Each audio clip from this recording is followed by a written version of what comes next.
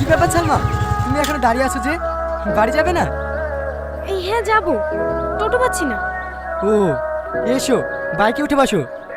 না না ঠিক আছে, আমি টোটোতে চলে যাবো, আপনি যান। আরে এসো তো, অত লজ্জা কিসের? আগে তোমাকে তোমার বাড়িতে নামিয়ে দিব, তারপরে বাড়ি যাব।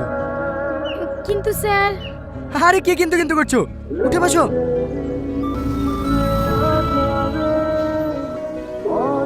কি ব্যাপার, বেশ কয়েকদিন দেখলাম তুমি স্কুলে আসোনি, কোথাও গিয়েছিলে নাকি? হ্যাঁ, বাড়িতে ছিলাম না। এভাবে স্কুল কামে করলে পাস করবে কি করে? আর কামাই করবো না স্যার। ঠিক আছে ঠিক আছে, মোবাইল আছে কাছে? হ্যাঁ, কেন?